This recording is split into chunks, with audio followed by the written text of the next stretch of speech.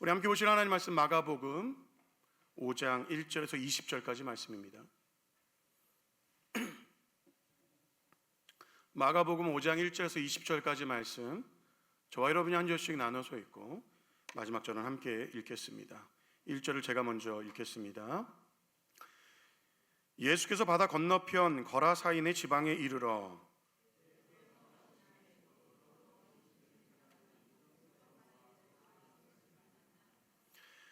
그 사람은 무덤 사이에 거처 하는데 이제는 아무도 그를 쇠사슬로도 맬 수 없게 되었으니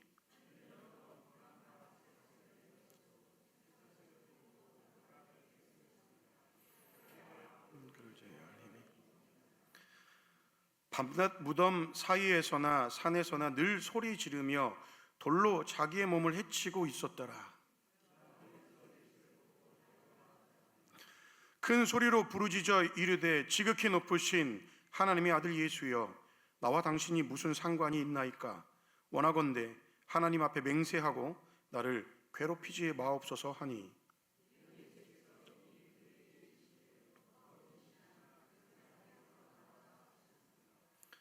이에 물으시되 내 이름이 무엇이냐? 이르되 내 이름은 군대니 우리가 많음이니이다 하고, 마침 거기 돼지의 큰 떼가 산 곁에서 먹고 있는지라.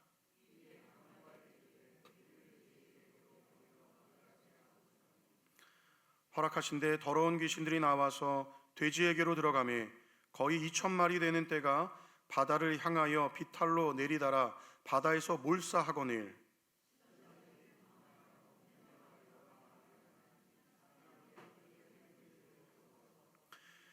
예수께 이르되 그 귀신 들렸던 자 곧 군대 귀신 집혔던 자가 옷을 입고 정신이 온전하여 앉은 것을 보고 두려워하더라.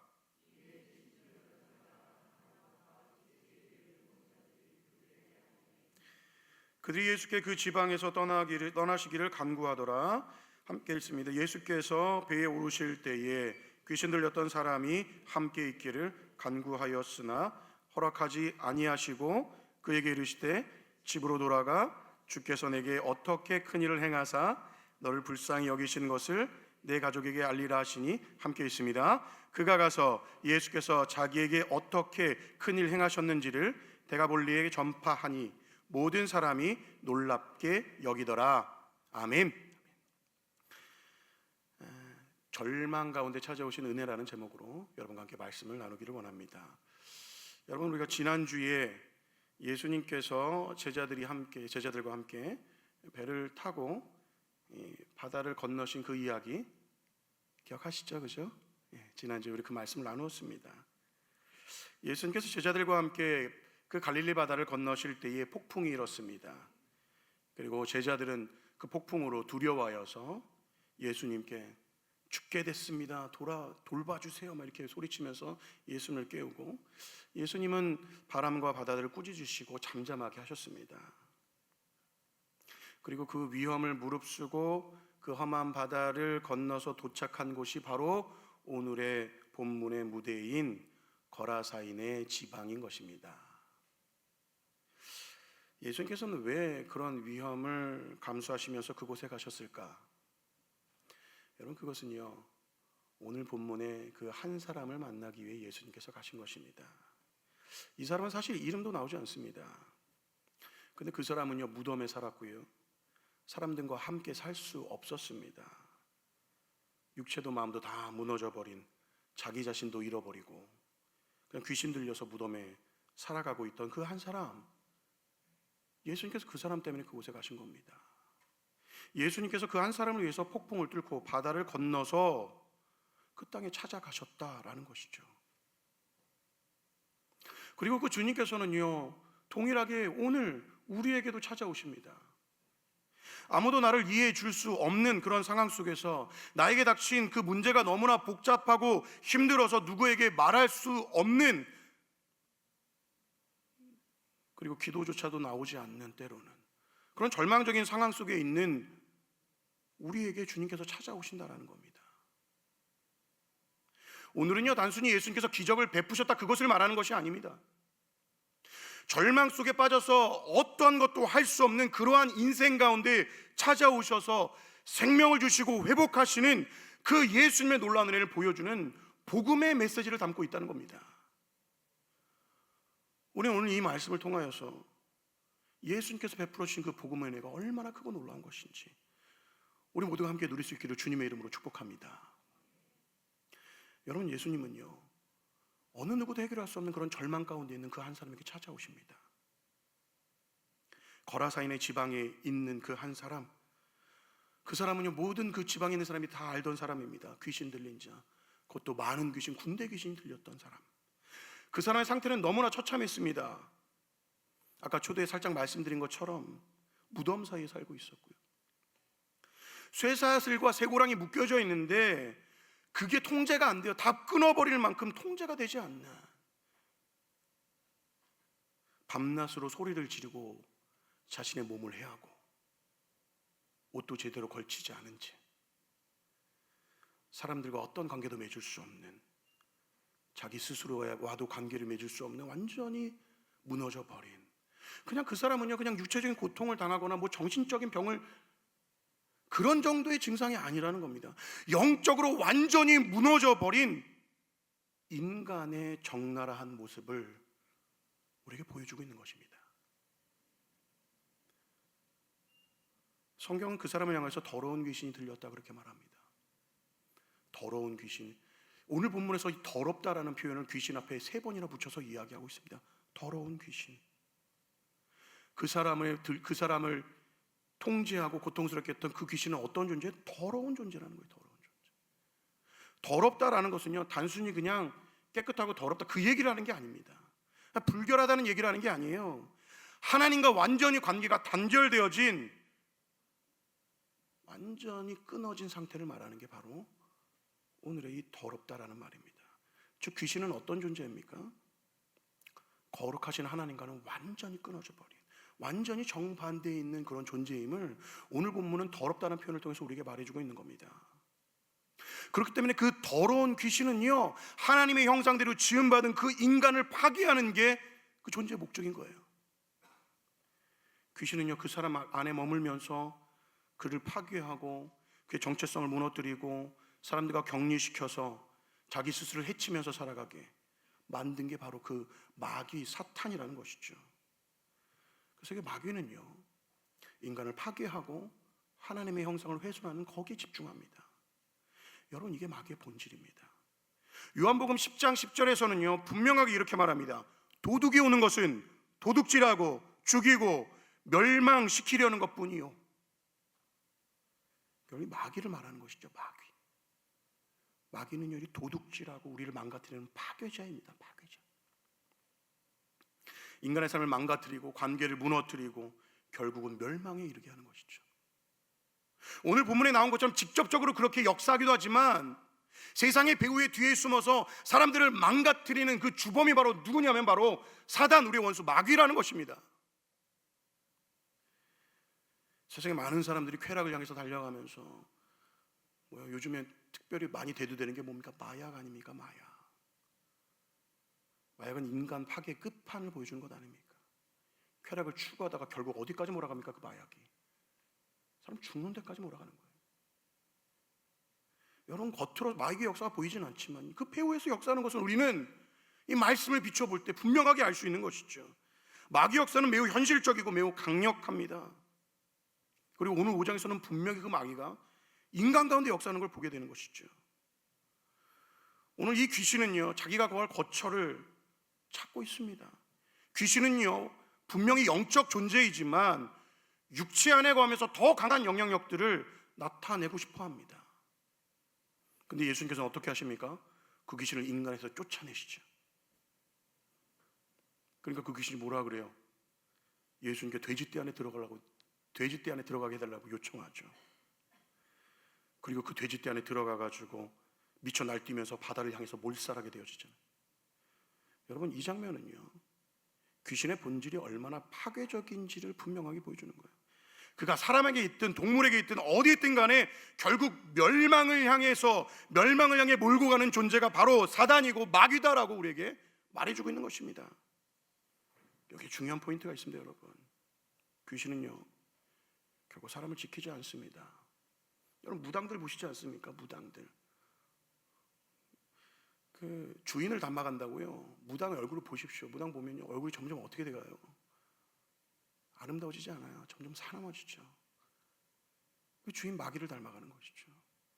저는 무당들이요, 잘 먹고 잘 살다가 행복하게 죽었다는 얘기를 한 번도 들어본 적이 없습니다. 결국 그 마귀는요, 사람을 어떻게 하는 길을 원하는 거예요? 파멸시키고 하나님의 형상을 완전히 훼손하기를 원하는 것이죠. 그러니까 자기가 거쳐 살았던 그 사람도 막 자기 몸을 해하게 만들고, 돼지도 철저히 도구처럼 이용되어서 다 죽어버리고, 이용하고 파괴하는 것. 그 파괴자가 바로 마귀 사탄입니다. 마귀는요, 세상을 통해서 우리를 위해 주는 척합니다. 우리의 행복을 추구하라고 말하죠. 너 자신을 위해 살라고 이야기합니다. 그러나 여러분, 거기에는요, 결국 궁극적으로 인간의 멸망밖에 없는 거예요. 그 귀신과 사단의 목적은요, 도둑질하고 죽이고 멸망시키는 것뿐입니다. 그러나 여러분, 우리 주님은 어떠합니까?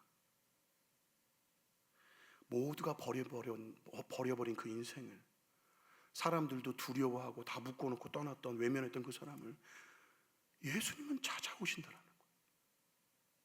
예수님은 거리가 멀든 얼마나 떨어져 있든 상관없이 그 한 사람을 위해서 예수님께서 지금 바다를 건너서 찾아오시지 않았습니까?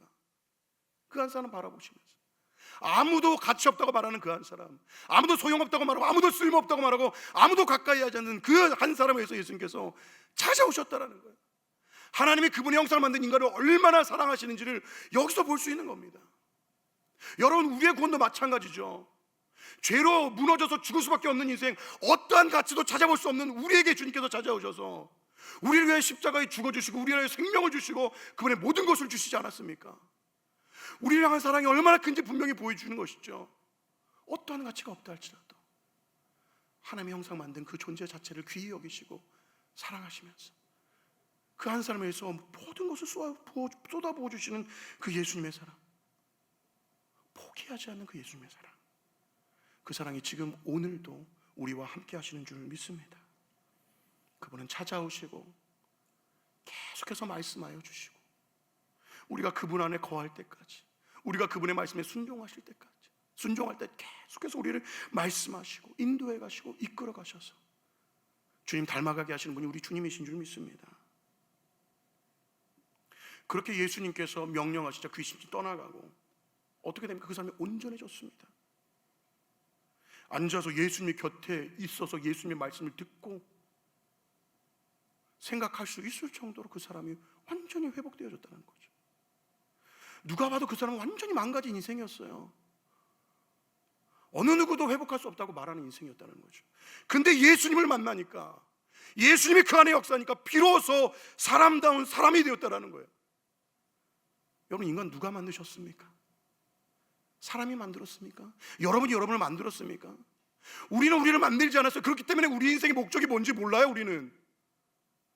근데 우리는 꼭 아는 것처럼, 세상이 말하는 것에 속아서 그것이 우리 인생의 목적인 것처럼 그것을 추구하며 살아가고 있지 않습니까? 우리를 만드신 분이 누구십니까? 하나님 아니십니까?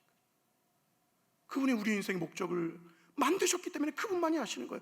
그렇기 때문에 그분을 만나야 인생이 새롭게 되어지는 것이고, 그분을 만나야 인생이 비로소 목적을 찾게 되는 것이고, 그분을 의지하며 살 때에 인간이 비로소 인간답게 사는 것이 거기서 나오는 것입니다. 여러분, 그냥 여러분 마음대로 살면 그게 인간다운 삶입니까? 그게 복된 삶이라고 여러분 생각하십니까? 여러분, 우리는요, 세상이 너무 많이 세뇌됐어요. 세상에서 너 자신이 원하는 걸 추구하고 살라는 그 말에 너무나 많이 세뇌되어서 그것이 진짜인 것처럼 받아들이고, 그것을 추구하면서 조금 힘들고 어려우면 그냥 내팽개쳐버리고, 교회도 마찬가지 않습니까? 교회에서 어려우면 힘들면 어떻게 다 내팽개쳐버리고 나만을 위해서 살아가면 된다고, 그런 마음들, 그런 위안으로 살아가고 있는 것이 우리의 모습 아니냐는 것이죠.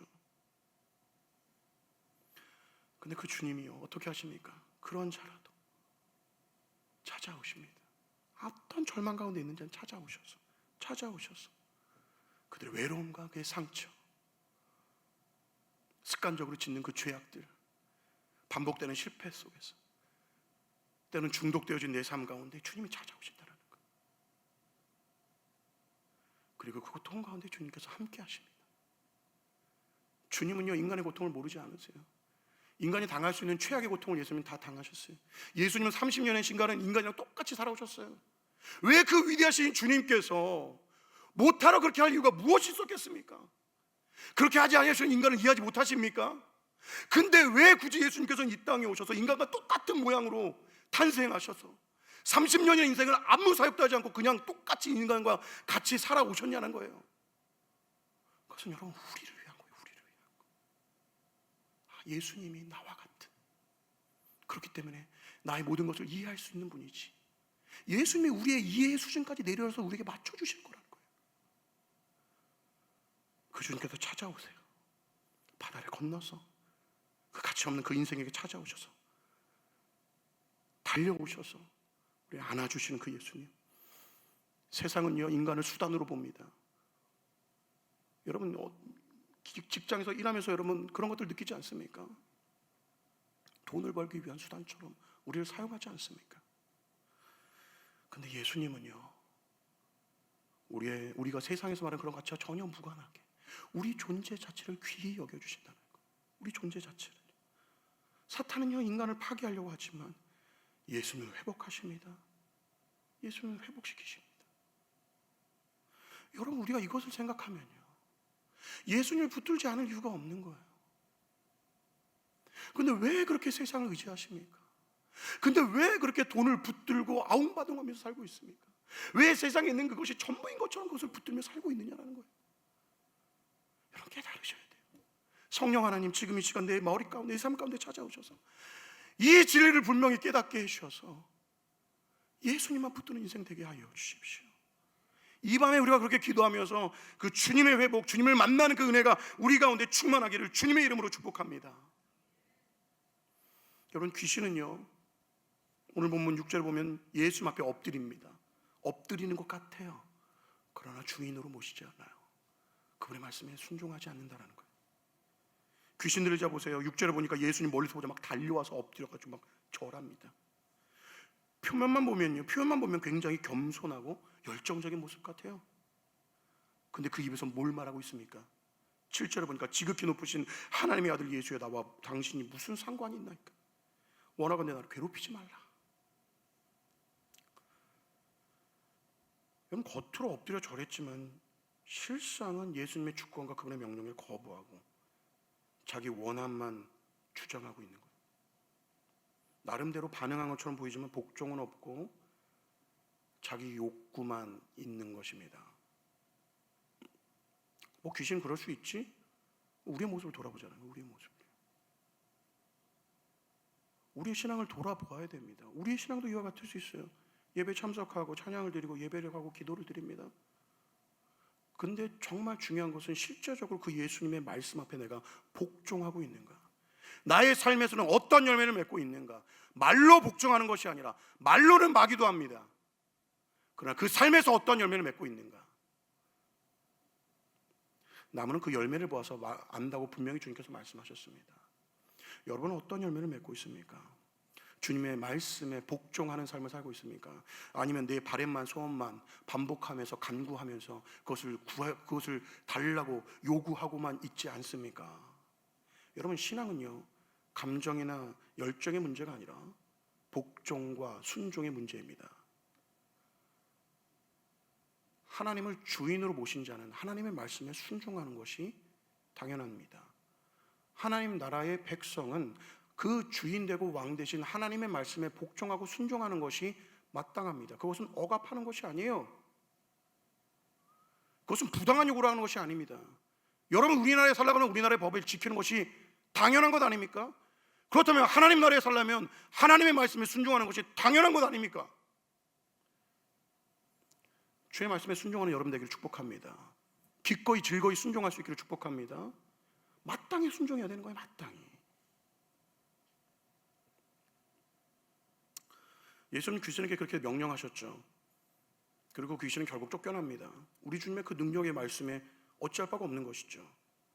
근데 그 과정에서도 귀신은요 자기 주장을 하면서 돼지떼에 들어가게 해달라 이렇게 요청합니다. 근데 예수님께서 그 귀신의 요청을 허락하시죠. 이거는요 귀신의 말을 들어준 게 아닙니다. 그 귀신이 얼마나 끔찍하고 파괴적인 존재인지 사람도 짐승도 가리지 않고 망가뜨리는 존재라는 걸 스스로 드러내게끔 하신 거예요. 결과적으로 대립되는 몰살당했죠.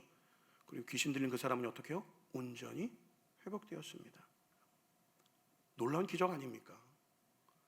한 사람이 죽어가는 영혼이 예수 그리스도의 그 복음을 통해서 새롭게 회복되지 놀라운 역사를 우리 보지 않습니까? 근데 그 지역 사람들은 뭐라고 얘기했냐면 예수님께 떠나달라고 요청합니다. 왜 그렇습니까? 예수님이 오시니까 그들의 삶의 질서가 다 흔들리기 시작하는 거예요. 물론 다 무너져야 내려야 되는 거죠. 왜요? 세상의 가치관과 자기의 생각과 자기의 논리로 세웠던 그 모든 것들이니까. 그러니까 진짜 주인이 예수님이 오니까 그런 것들이 흔들리기 시작하는 거예요. 2,000마리의 돼지 때, 지금도 마찬가지겠지만 그 당시에도 굉장히 중요한 재산이었죠. 돈이었고 생계의 수단이었고 사업의 기반이었습니다. 근데 예수님께서는요, 그것보다 인간이 더 중요하다고 말씀하시는 거예요. 그들이 중요하게 여긴 그 이익, 세상적인 그 가치, 그것을 건드리시는 겁니다. 예수님은요, 사람의 생명과 영혼, 왜 그것이 얼마나 왜 그것이 가장 가치 있는 것입니까? 하나님의 형상대로 만들어진 존재 아니에요. 근데 왜 우리는요, 그 사람에 대해서 그렇게 가치를 그렇게 여기지 못합니까? 세상에 속아서, 세상에 스며들어서, 세상의 논리 속에서 어느 정도 무엇을 할 수 있어야 그 사람이 가치 있는 것처럼 말하는 거기에 속아서 나도 그렇게 반응하고 있다라는 거예요. 하나님이 창조하신 그 모든 존재는 존귀합니다. 여러분의 옆에 있는 지체도 존귀하고, 때로는 여러분의 마음 가운데 찌르고 상처 주는 그 존재도 존귀한 자입니다. 우리는 그런 사람들을 얼마나 가치 있게 여기고 있습니까? 사람의 생명과 영혼, 돈보다 더 소중하다는 것, 세상의 그 어떤 가치보다 소중하다고 예수님이 지금 보여주시잖아요. 근데 그 사람들은 뭘 더 중요하게 여깁니까? 자신의 경제적인 이익, 그 손실, 자기의 손해, 그게 훨씬 더 중요했던 거예요. 그러니까 하나님의 아들이 이 땅에 오셔서, 예수님께서 오셔서 세상에서 어떤 사람도 할 수 없는 그 놀라운 기적과 그 회복을 보여주셔서 바로 메시아가 예수 그리스도이심을 분명하게 보여주셨는데, 그들의 이익에, 그들의 세상적 가치에 눈이 다 가려져 버려서 그 구원하시는 그 메시아를 영접하지 않았다는 겁니다. 여러분, 예수님은요, 그냥 우리 삶에 오셔서 단순히 그냥 우리를 위로하고 그냥 격려하고 그 정도의 분이 아니세요. 우리의 잘못된 기준과 가치관과 시간과 돈을 사용하는 모든 세상적인 그 방식들, 그 삶의 중심을 바꾸시는 분이 예수님이신 줄 믿습니다. 진짜 주인이 오셔서 옳게 세우려고 하면 그 전에 잘못된 방식들은 어떻게 해요? 다 바뀌어야 되는 거예요. 다 무너져 내리고 새로 세워야 되는 것이죠. 때론 예수님이 오셔서 우리 안에 그 일들을 행하실 때에 우리 안에 아픔이 느껴질 수 있어요. 고통이 느껴질 수 있어요. 때로는 손해처럼 여겨질 수 있어요. 근데 본질적으로 우리 분명하게 기억해야 될 것은, 그렇게 해야만 세상에 찌든 그 때를 벗어버릴 수 있고, 그렇게 해야만 예수님을 닮아가는 것이 가능해지고, 그렇게 하는 것이 바로 온전함을 향해 가는 길이라는 것을 우리는 분명 기억해야 할 줄로 믿습니다. 그래서 우리 가치관을 바꾸고 주님께 맞추고 말씀에 맞추고, 우리의 삶의 방식이 세상이 아니라 때는 손해 보더라도 섬기고 사랑하는 그 삶의 방식을 맞춰가는 그 과정, 여러분 그 과정이 힘들고 어렵다고 이 거라사인 지방에 있는 그 사람들처럼 주님께 떠나달라고 요청하시겠습니까? 여러분, 그건 쉽게 얘기하면요, 빵을 사가지고 빵은 다 갖다 버리고 빵 껍데기 그 비닐을 막 먹고 있는 사람과 똑같은 겁니다. 여러분, 우리가 진정한 믿음이라고 말하는 그것은요, 내 중심성을 내려놓는 거예요. 내가 주인이 되지 않는 거예요. 원래 주인인 그 예수님께 내 인생을 다시 맡겨드리는 겁니다. 나의 감정을 내려놓고 주의 말씀에 복종하고 순종하며 살아가는 그 삶, 하나님 중심성으로 살아가는 그 삶, 그래서 이웃 사랑하며 지체를 섬기며 살아가는 그 삶이 바로 예수님 믿는 자, 하나님의 백성다운 삶인 줄 믿습니다. 그래서 그 예수님을 모시고 때로는 살면서 내 뜻이 꺾일 때가 있죠. 여러분 감사하십시오. 내 계획이 흔들릴 때 여러분 감사하세요. 그것이 꺾여져야, 그것이 없어져야 주님의 뜻이 세워지는 거예요. 주님의 계획이 그 위에 세워지는 겁니다. 세상에 흔들리는 가치관에 여러분의 기준을 두지 마세요. 흔들리는 건 계속 흔들려 다 없어집니다. 반석 위에 세우셔야죠. 예수 그리스도는 반석 위에, 그분을 의지하는 그 삶 위에 여러분의 가치관과 여러분의 계획을 세울 수 있기를 축복합니다. 그래서 우리 입에서는요, 주님은 원하시는 대로 하옵소서. 갑자기 얘기하니까 막 무섭습니까? 어디로 막 보내실 것 같습니까? 여러분, 주님 그러신 분입니까? 우리는요, 주님 뜻대로 해달라고 이런 고백을 하면서도 늘 불안해해요. 우리 주님이 얼마나 선하시고 우리 주님이 얼마나 위대하시고 우리 주님이 자신의 생명을 주시기까지 우리를 사랑하신 분이라는 것을 우리는 너무나 쉽게 잊어버리고, 꼭 주님이 나를 억압하거나 나를 해코지 할 것처럼 그렇게 사단의 농간에 농락당하고 있는 게 때로는 우리의 모습일 수 있다는 거예요. 주님이 원하시는 대로 하옵소서. 그 고백에는요, 주님은 가장 선하신 분입니다. 그분의 뜻과 계획은 완전합니다. 그렇기 때문에 나는 그 주님께 나의 모든 인생을 맡겨드립니다. 그 고백이 담겨져 있는 것입니다. 그래서 정말 주님 내 삶 가운데 주인으로 자정하여 주셔서 주님 원하시는 그 뜻대로 이루시고 행하여 주옵소서. 그 고백이 저와 여러분의 고백 되기를 축복합니다. 여러분, 예수님께서는요, 그 귀신 들린 자를요 다시 살리십니다. 그리고 다른 사람을 다시 살리는 자로 부르십니다. 귀신이 떠나놓고 그 사람은요, 인생이 완전 바뀌었어요. 옷을 입고 정신이 온전해지고, 그리고 예수님과 함께 가기를 요청합니다. 예수님의 제자가 되겠다는 거예요. 예수님을 따라가고 싶다는 그 간절한 마음에서 그 고백을 하는 것이죠. 그런데 예수님께서는요, 허락하지 않으세요. 그 19절 뭐라고 얘기하냐면, 집으로 돌아가서 주께서 내게 어떤 큰 일을 행하사 너를 불쌍히 여기신 것을 내 가족에게 알리라, 그렇게 말합니다. 왜 예수님은 그 사람을 데려가지 않으셨을까요? 그 지역에 그 사람이 필요했기 때문입니다. 그 사람은요, 예수 그리스도의 복음을 경험한 증인이었습니다. 실제적으로 체험하고 경험한 증인이라고요. 예수님의 은혜를 지식이 아니라 삶으로 체험한 자, 그의 삶 자체가 복음이고 그 변화 자체가 그 지역 가운데 엄청난 영향을 끼칠 수 있었기 때문에 주님께서 남겨두신 거예요. 사람들은요, 그 예수님을 거부했지만요, 예수님께서는요, 그들을 거부버린 것이 아니라 그곳에 남겨두세요. 그 복음을 증거할 수 있는 그 한 사람을 남겨두시는 겁니다. 그래서 여러분, 물론 이 복음이라는 것은요, 우리가 말씀을 통해 바른 지식을 통해서 분명히 이해되어지고 믿어지는 것이 맞습니다. 그러나 삶 속에서 체험되어져야 되는 거예요. 머리와 가슴으로 함께 역사되어져야 되는 것이죠. 이 사람은요, 신학적 언어 몰랐습니다. 그러나 예수님의 은혜를 몸소 체험했습니다. 그리고 그의 변화된 그 삶은요, 그 지역 전체를 놀라게 만들었다는 겁니다. 결국 그는요, 그 데가볼리 지역에서 예수님이 하신 그 일들을 전했고, 많은 사람들은 놀라고 관심을 갖게 됩니다. 이후에요, 마가복음 7장에 보시면요, 예수님이 다시 그 데가볼리 지역을 방문하십니다. 그 지역에서 벙어리 되고 귀 먹은 자를 고치시고, 많은 사람들이 그가 모든 것을 잘하였다, 그렇게 말합니다. 지금 오종에서 뭘 요청했던 사람들이에요? 예수님 떠나달라고 요청했던 그 사람들이 이제는 그 예수님의 사역을 받아들이고 이런 반응들이 나오게 되어지는 것이죠. 그 배후의 배경에는 누가 있었을까요? 그 5장에서 귀신 들렸던 그자의 전도 사역이 그 배후에 있지 않았겠습니까? 여러분, 우리도요, 예수 그리스도 회복되어진 자들로서 세상에 보냄받은 자들이라는 것을 반드시 기억하시기 바랍니다. 예수님은 오늘도 이 말씀을 통해 우리에게 말씀하시는 거예요. 너도 돌아가서 내가 너를 어떻게 불쌍히 여겼는지를 말하라.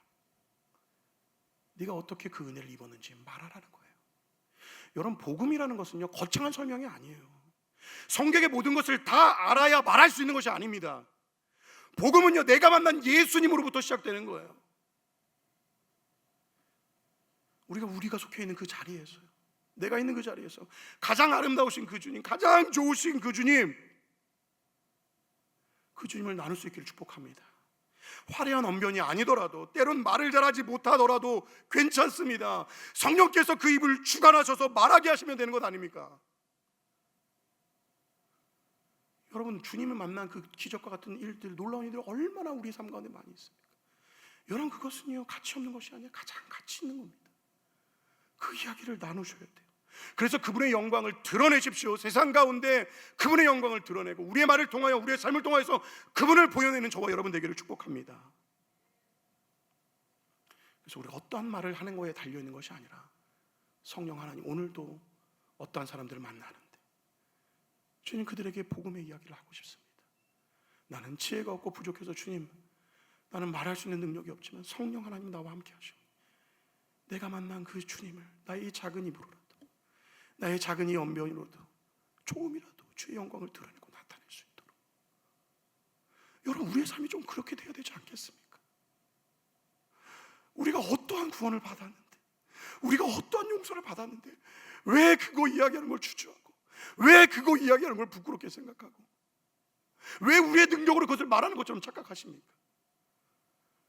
주님께서 내게 베풀어 주신 그 놀라운 기적과 주님, 오늘 하루 짧은 시간이라도 그 복음을 모르고 죽어가고 있는 그 수많은 사람들에게, 그리고 내 주변에 있는 내 이웃들에게, 나의 가족들에게 이야기할 수 있는 그 사람이 되게 하여 주옵소서.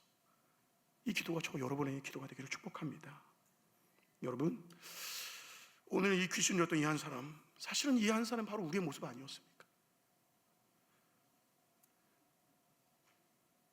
상처와 고통에 묶여서 더 이상 나 스스로도 나는 아닌 것 같아라고 생각했던 그 인생,